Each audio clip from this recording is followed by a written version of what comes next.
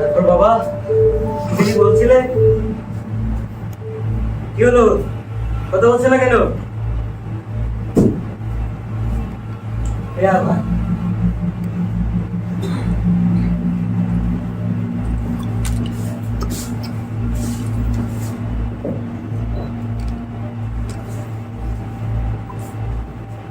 আহা বাবা, এই পুরো বাড়ি আর এই মরা গাছের সামনে আবার কেন দাঁড়াবেন?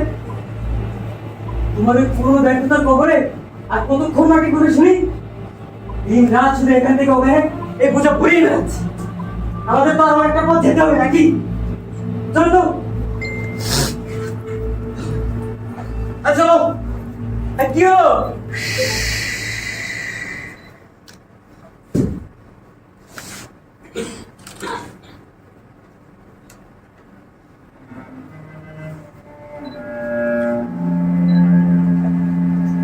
তুই যেটাকে পোড়া বাড়ি বলছিস, এটা কিন্তু একসময় পোড়া বাড়ি ছিল না। এটা ছিল একসময় ক্ষমতার প্রাসাদ। এই প্রাসাদের প্রত্যেকটা ইঞ্চি ছিল একসময় সম্মানীয়, একসময় ছিল পবিত্র। আর একটা চরম সত্য কথা কি জানিস? এই প্রাসাদেই আমার জন্ম। তারপর এই যে গাছটি দেখছিস, এটা কিন্তু আমি 50 বছর আগেও দেখেছি। হ্যাঁ, এটা কিন্তু আমি 50 বছর আগেও দেখেছি। আমি যখন দেখেছি তখন এর পাতাগুলো ছিল কি মাখনের মতো পুরো, আর কি চমৎকার সবুজ। কিন্তু আমার মা যে ছিল এই বংশের শেষ দেবী, সেই প্রাসাদের আস্তাবলের একটা নোংরা শুয়োরের বাচ্চাকে বিয়ে করে এই প্রাসাদকে করেছিল অপবিত্র। তার মানে সেই সেই শুয়োরই তোমাকে জন্ম দিয়েছিল, তাই তো? আচ্ছা, আচ্ছা, আচ্ছা।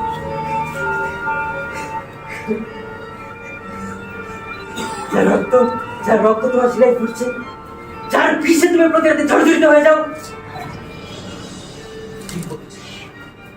সেই বিষয়ের কারণে আজকে আমার মা এই পার্টিটা, এই প্রাসাদের প্রত্যেকটা পাপের ভক্তে আমার মায়ের আত্মা বারবার ফিরে আসে। আজকে আমার বাবা মায়ের বিবাহ রাতের বর্ষে, আজকে সেই একই মিলন, সেই একই পাপের পুনরাবৃত্তি হবে আমার। ওসব পুনরাবর্তনের কোনো কাজ হবে না। তুমি তাকে খুন করেছ, নিজের পিতাকে। তুমি ভেবেছিলে প্রাচীন পাপের মূল তুমি কি কেবল নতুন হত্যা চক্র শুরু করলে।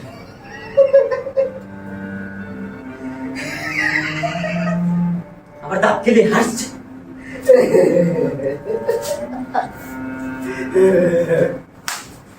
খুন আমি করেছিলাম, আমি খুনি। কিন্তু আমি গর্ব করে বলতে পারি আমি খুনি, কেননা আমি একটা শুয়োরকে খুন করেছিলাম।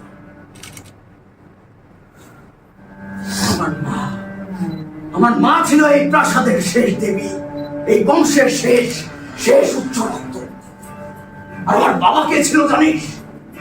একটা সামান্য আস্তাবলের কর্মচারী, একটা মাটির কীট। আমি তাদের মধ্যে কোনোদিন প্রেম ভালোবাসা দেখি। আমি শুধুমাত্র দেখেছিলাম তাদের মধ্যে এক ধ্বংসাত্মক আকর্ষণ।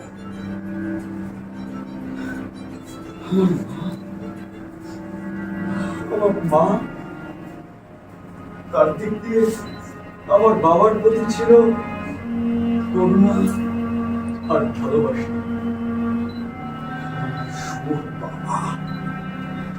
আমার মায়ের এই দুর্বলতাকে কাজে লাগিয়ে এই প্রাসাদকে দখল করতে চেয়েছিল। আহা, তার স্বামী স্ত্রী ছিল, তাদের মধ্যে স্বাভাবিক সম্পর্ক ছিল। তুমি কেন নিজের পিতাকে এত নিচে নামাচ্ছ? না, আমি তো তাকে নিচে নামাচ্ছি না। এই যে কীট সবসময় মাটির সাথে লেগে থাকে, তাকে তো নিচে নামাতে চাই না। সে সত্যি ছিল একজন মাটির কীট। সে জোয়ার সব হারালো, মদে চুর হলো, আর শেষমেশ আমার মাকে হত্যা করে, এই প্রাসাদে বন্দি করে এই প্রাসাদকে বানালো এক জ্বলন্ত চিতা। তারপর তুমি কি করবে? সেদিন রাতে যখন এই প্রাসাদের আগুন আকাশ ছুঁয়েছে, আমি তার রক্ত মাখা চোখ দেখেছিলাম। আমি তার চোখে কোনোদিন কোনো সময় কিংবা ওই সময়ে আমি তার চোখে কোনো অনুশোচন দেখলাম না। আমি দেখলাম তার চোখে জয়ের অহংকার। সে যেন পুরো বিশ্বটাকে জয় করে ফেলেছে। আমার মায়ের কলিজা পোড়ার খেয়ালে সে মাদকাতার আগুন জ্বলিয়েছে। সে সব কিছু হত্যা করেছিল। সে আমার মাকে হত্যা করেছিল। আমি এখানে দাঁড়িয়েছিলাম, আর ওই শহরটা ঠিক এখানে ঠিক এখানে দাঁড়িয়েছিল। আর আমি ঠিক এখানে দাঁড়িয়েছিলাম। আমি তার দিকে তাকিয়ে শুনে ভাবলাম, এই পাপের উৎস সে নিজে। আমি তখন আর কোনো আমার হাতে ছিল এই যে আপেল কাটার ছবি। আমি তাকে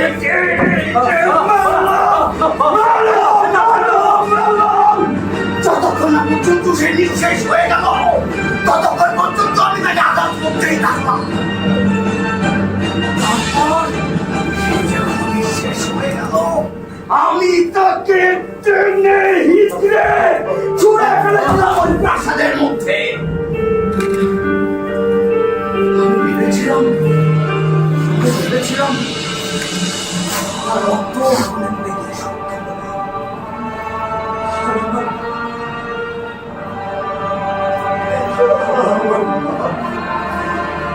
আমার মায়ের আত্মার শান্তি।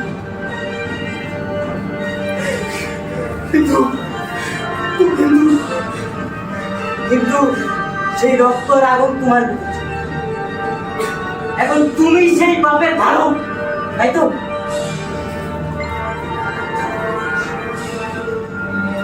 আত্মারা ফিরে আসে, আত্মারা বারবার ফিরে আসে। আমাদের অপরাধের পরিণতি শেষ না হয় ততক্ষণ পর্যন্ত ফিরে আসে।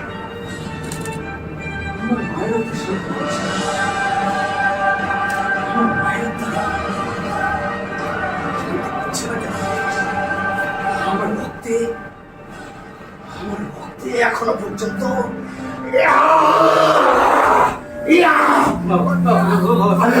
এখনো পর্যন্ত সেই পাপের বীজ রয়ে গেছে।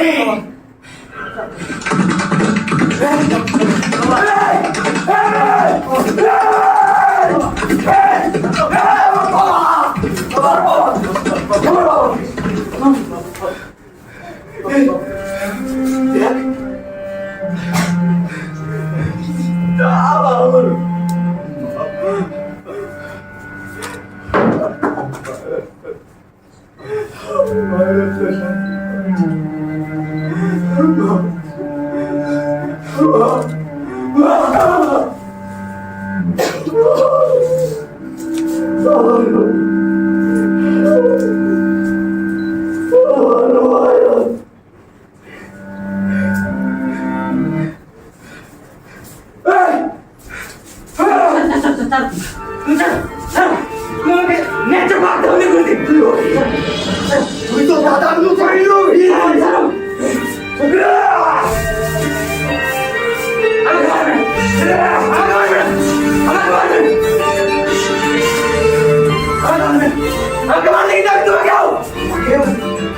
এত বড় স্পর্ধা!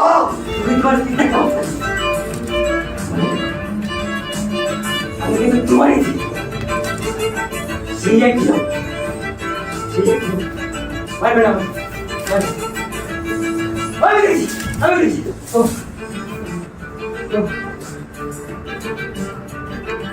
আমি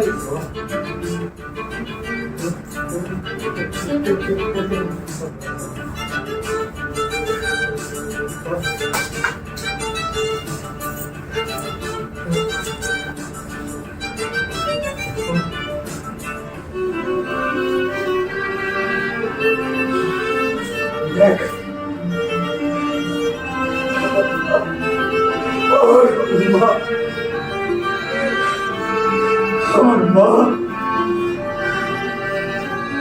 এখন স্বপ্নের মধ্যে কি দেখছেন জানিস?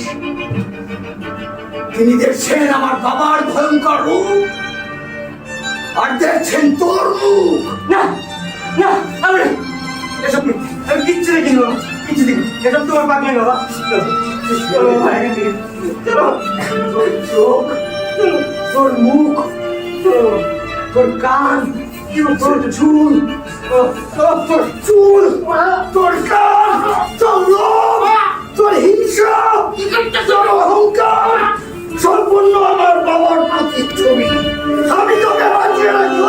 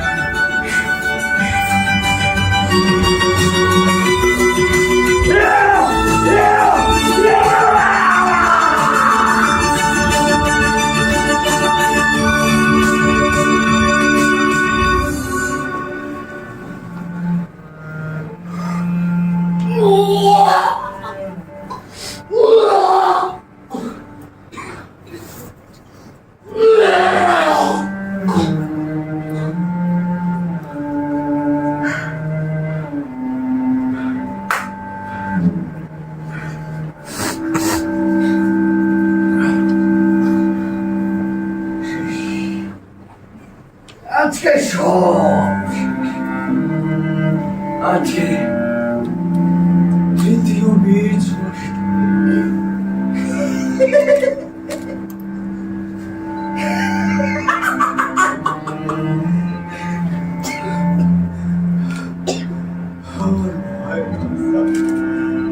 আমার মায়ের আত্মা এবার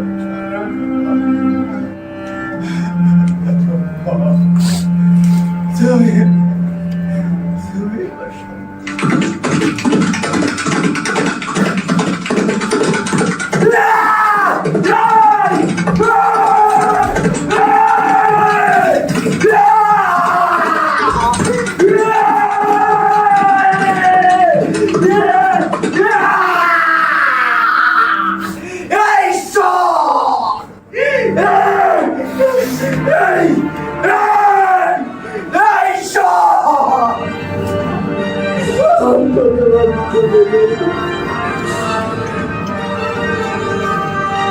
আমার কত রক্ত পেলে তুমি আমার মায়ের আত্মা।